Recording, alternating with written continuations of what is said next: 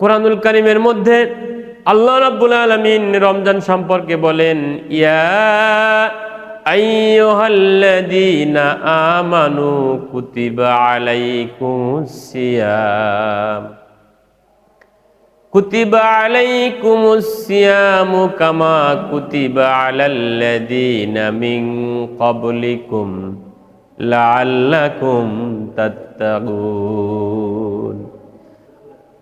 আল্লাহ রাব্বুল আলামিন মানুষদের উপরে, আমাদের উপরে রমজানের রোজা ফরজ করেছেন। এ উদ্দেশ্য নয় যে তিনি আমাদের কষ্ট দেবেন, তিনি আমাদের না খাওয়াইয়ে রাখবেন অথবা আমাদেরকে উপোস রাখবেন, এমনটি উদ্দেশ্য আল্লাহর নয়। বরঞ্চ আল্লাহ রাব্বুল আলামিন তার উদ্দেশ্য হচ্ছে রমজানের মাধ্যমে মানুষ যাতে তাকওয়া পরহেজগারিতা অবলম্বন করতে পারে। সুবহানাল্লাহ। রমজান এ উদ্দেশ্যে আসে নাই যে আপনাকে কষ্ট দিবে, বরঞ্চ রমজান এসেছে পরহেজগারিতা দানের জন্য, রমজান এসেছে সৌভাগ্য অর্জনের জন্য, রমজান এসেছে গুনাহ মাফের জন্য। যুগে যুগে প্রত্যেক নবী রাসূলের উপরেই রোজা ফরজ ছিল, তবে মুহাম্মদুর রাসূলুল্লাহ সাল্লাল্লাহু আলাইহি সাল্লামের উপরে বা তার উম্মতের উপরে যেভাবে 30টি রোজা পূর্ণ 1 মাস রোজা ফরজ, তেমনি ছিল না। বিভিন্ন খণ্ড খণ্ডভাবে তাদের উপরে রোজা ফরজ ছিল, রোজার বিধান ছিল, কিন্তু আমাদের উপরে আল্লাহ দয়া করে পূর্ণ 1টি মাস রোজা আল্লাহ রাব্বুল আলামিন আমাদেরকে দান করে দিয়েছেন। সুবহানাল্লাহ। তার অত্যন্ত তাৎপর্যপূর্ণ গুরুত্বপূর্ণ কারণ রয়েছে। এ রোজার মাধ্যমে মানুষে যাতে তাকওয়া পরহেজগারিতা অবলম্বন করতে পারে, শুধু তাই নয়, এর মধ্যে আল্লাহ এত রহমত, এত বরকত আর মাগফিরাত ভরপুর করে রেখেছেন, যাতে করে উম্মতে মুহাম্মাদি তারা যেন এ রমজানের মধ্যে থেকে আল্লাহ রাব্বুল আলামিনের কাছে ক্ষমা চেয়ে নিয়ে তাদের কপালে জান্নাত নসিব করাতে পারে। সুবহানাল্লাহ। রমজান মাসের একটি ঘটনা, রাসূল কারীম সাল্লাল্লাহু আলাইহি সাল্লাম জুমার খুতবা দেওয়ার সময় একদিন 3টি খুতবার উপরে পা রাখলেন। একটা উপরে পা রাখার পরে সশব্দে আমিন বললেন, দ্বিতীয় মেম্বারের পরে আবারও আমিন পড়লেন, তৃতীয় মেম্বারের পরে আবারও আমিন পড়লেন। নামাজ শেষে সাহাবীরা জিজ্ঞাসা করলেন, হে রাসূল, আপনি অন্য কোনো দিন এমনটি করেন না, অথচ আজকে 3টি মেম্বারে পা রাখার সময়ে আপনি 3বার জোরে আমিন পড়লেন, তার কারণ কি?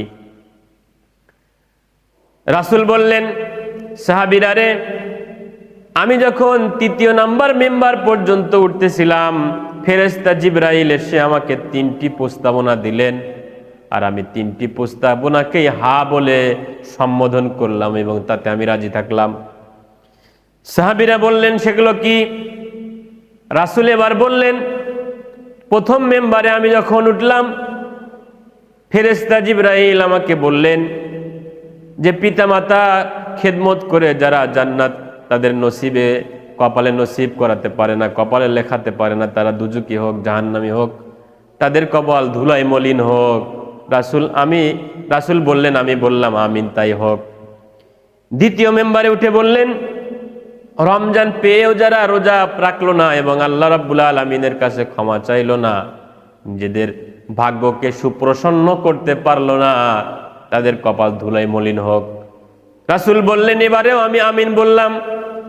তৃতীয় মেম্বারে পা রাখার পরে আমাকে প্রস্তাবনা দিলেন যে, হে রাসূল, আপনি আখির জামানার পয়গম্বর, সমস্ত নবীদের সরদার, শ্রেষ্ঠ মানব আপনি, আপনার নাম শুনেও যারা দুরূদ শরীফ পড়ে না, তাদের নাক ধুলায় মলিন হোক। আমি বললাম, হ, তাই হোক।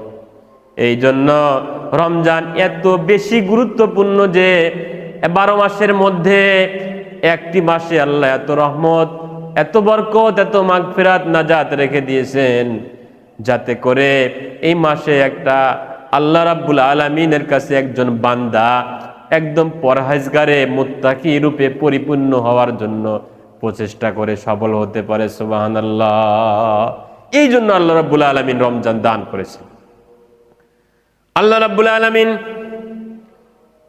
তার হাবিব মুহাম্মাদুর রাসূলুল্লাহ সাল্লাল্লাহু আলাইহি সাল্লাম সহ পৃথিবীতে অসংখ্য পয়গাম্বার পাঠিয়েছিলেন। প্রত্যেক নবী রাসূলকে আল্লাহ কিছু না কিছু মুজিজা দান করেছিলেন।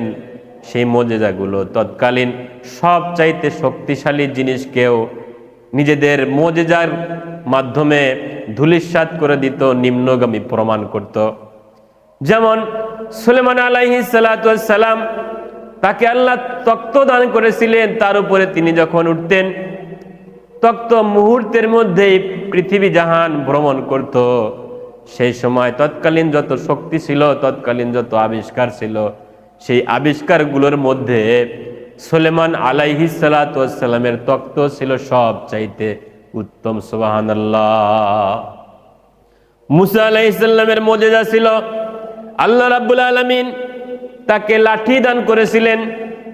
সেই লাঠিতে তিনি যখন মাটিতে ছেড়ে দিতেন, সেই লাঠি সর্পে পরিণত হতো। সেই সময়ের সবচাইতে প্রভাব প্রতিপত্তি অর্জন করেছিল জাদুকরেরা। এত বেশি জাদুর সয়লাভ হয়েছিল যে অনেক জাদুকর তৈরি হয়েছিল সেই সময়। মুসা আলাইহিস সালাতু ওয়াস সালামকে এমন মুজিজা আল্লাহ দান করেছিলেন, অনেক লম্বা চওড়া ঘটনা। অসংখ্য জাদুকর, তৎকালীন সময়ের সমস্ত জাদুকর, বড় বড় সব জাদুকর একত্রিত হয়ে মুসা আলাইহিস সালাতু ওয়াস সালামকে দেখালেন। বললেন যে তুমি আগে তোমার কাজ শুরু করবে নাকি আমরা শুরু করব? মুসা আলাইহিস সালাম বললেন তোমরা শুরু করো। তিনি দেখলেন মাঠের মধ্যে অসংখ্য সাপ তার দিকে ধেয়ে আসছে। আল্লাহ রাব্বুল আলামিন তাকে ওহী পাঠিয়ে বললেন, হে বন্ধু, তোমাকে এতগুলো মানুষের সাক্ষাতে আমি একা ছেড়ে দিয়ে বসে রই নাই, বরঞ্চ তোমার লাঠিটা ছেড়ে দেওয়ার দায়িত্ব তোমার। আর এত সমস্ত জাদুকরের সমস্ত জাদুকে মলিন করে দেওয়ার দায়িত্ব আমি আল্লাহর। সুবহানাল্লাহ। এভাবে করে মুসা আলাইহিস সালাতু ওয়াস সালাম লাঠি ছেড়ে দিলেন। মুহূর্তের মধ্যে সমস্ত সাপের, জাদুর সাপকে গিলে ফেললেন মুসা আলাইহিস সালামের লাঠিটা। এই লাঠিটা দিয়ে আরো অনেক কাজ আল্লাহ রাব্বুল আলামিনের নবী মুসা পয়গম্বর করতেন। তিনি যখন চলে গেলেন দুনিয়া থেকে, আল্লাহ রাব্বুল আলামিন তার মুজিজাও নিয়ে গেলেন। আজ আর লাঠি দিয়ে কেউ বাড়ি দিলে ওই রকম কাজকর্মগুলো হয় না যা মুসা আলাইহিস সালাতু ওয়াস সালাম করতেন। দাউদ আলাইহিস সালামের মুজিজা ছিল তিনি যদি লোহাকে হাত দিয়ে ধরতেন তাহলে তা পানির মতো গলে যেত। সেই পানির মতো গলা লোহা দিয়ে তিনি যা ইচ্ছা তাই বানাতে পারতেন। কিন্তু তিনি চলে যাওয়ার পরে আজ আর কেউ লোহাকে হাত দিয়ে ধরলে পানির মতো গলে যায় না। তিনিও চলে গেলেন, তার সেই হাতের সেই ক্ষমতা, সেই মুজিজাও চলে গেলেন। অতঃপর ঈসা আলাইহিস সালাতু ওয়াস সালামকে আল্লাহ মুজিজা দিয়েছিলেন। তিনি কুষ্ঠরোগী মরণ ব্যাধিকে যখন হাত বুলাতেন, সঙ্গে সঙ্গে কুষ্ঠ ব্যাধি ভালো হয়ে যেতেন, মৃত্যু পায় মানুষ ভালো হয়ে যেতেন। কিন্তু ঈসা আলাইহিস সালাতু ওয়াস সালাম, দাউদ আলাইহিস সালাতু ওয়াস সালাম, সুলেমান আলাইহিস সালাতু ওয়াস সালাম, ওনারা যখন চলে গেলেন তাদের মুজিজাগুলোও নিয়ে গেলেন। কিন্তু আমার নবী, বিশ্ব নবী মুহাম্মাদুর রাসূলুল্লাহ সাল্লাল্লাহু আলাইহি সাল্লামকে যে মুজিজা দিয়েছেন, সর্বশ্রেষ্ঠ মুজিজা হলো কোরআন। তিনি চলে গেলে কোরআনটা পৃথিবীর বুকে কিয়ামত পর্যন্ত থেকে যাবে। সুবহানাল্লাহ। কোরআনুল কারীম আল্লাহ রাব্বুল আলামিন মুহাম্মদ সাল্লাল্লাহু আলাইহি সাল্লামের উপরে যখন নাজিল করেন তখন কবিদের খুবই প্রভাব, সবাই কবি হতো। আল্লাহ রাব্বুল আলামিন এমন সময় মুহাম্মদ সাল্লাল্লাহু আলাইহি সাল্লামকে কোরআনুল কারীম দান করলেন। কোরআনের প্রত্যেকটা শব্দে, প্রত্যেকটা আয়াতে হেদায়েত দিয়ে পরিপূর্ণ করে দিলেন। এবং কবিতার মতো ছন্দের রূপকার হিসাবে এত ছন্দ, এত লালিত্য, এত পাণ্ডিত্যপূর্ণ কথাগুলো সেই জামানার কোনোই কবি তা লিখতে পারলেন না তাদের ভাষায়। প্রমাণ হলো মুহাম্মদ সাল্লাল্লাহু আলাইহি সাল্লামের উপরে যা নাজিল হচ্ছে তা সমস্ত কবিদের কাব্যকে মুহূর্তের মধ্যেই মলিন করে দিয়েছে। সুবহানাল্লাহ। এই কোরআনুল কারীম সর্বশ্রেষ্ঠ মুজিজা মুহাম্মদ সাল্লাল্লাহু আলাইহি সাল্লামের। মুহাম্মদ সাল্লাল্লাহু আলাইহি সাল্লাম দুনিয়া থেকে চলে গেলেও মুজিজা যান নাই। কোরআনুল কারীম এত ছন্দ, এত লালিত্য, এত পাণ্ডিত্য পূর্ণ করে আল্লাহ রাব্বুল আলামিন দান করেছেন। এর প্রত্যেকটা আয়াতে আল্লাহ হেদায়েত রেখে দিয়েছেন। কোরআনুল কারীমের আপনি যেখান থেকে তেলাওয়াত করবেন সেখানেই আপনার প্রত্যেকটা শব্দে শব্দে মিলে যাবে। যেমন বিসমিল্লাহির রহমানির রহিম, আর রহমান আল্লামাল কুরআন খলাকাল ইনসান আল্লামাহুল বায়ান। এভাবে প্রত্যেকটা শব্দই শেষে শেষে মিলে যাবে। সুবহানাল্লাহ। এই কোরআন এত বড় মুজিজা আল্লাহ রাব্বুল আলামিন দান করেছেন। পৃথিবীতে যত কিতাব রয়েছে, যত ধর্মগ্রন্থ রয়েছে, কোন ধর্মীয় গ্রন্থ এইভাবে কমপ্লিটলি কোনো মানুষ মুখস্থ করেছে কিনা জানা নাই। তবে কোরআনুল কারীম মুখস্থকারী লক্ষ লক্ষ কোটি কোটি মানুষ এই দুনিয়ার বুকে রয়েছে, যারা কোরআনুল কারীমের এফিট ওফিট কোরআনুল কারীম সম্পূর্ণভাবে তারা মুখস্থ করতে পেরেছে। কারণ আল্লাহ রাব্বুল আলামিন বলেন, ইন্না নাহনু নাযালনা যিকরা ওয়া ইন্না লাহু লাহাফিজুন। কোরআনুল কারীম নাজিল করেছি আমি, এর সংরক্ষণকারী আমি নিজেই। এই কোরআন এত মুজিজা সম্পূর্ণ কোরআন, তাকে যদি আপনি জিজ্ঞাসা করেন, ও কোরআন তুমি কোন মাসে কোন সময়ে দুনিয়ার বুকে আসলে, কোরআনুল কারীম নিজেই সেই জবাব দিচ্ছে।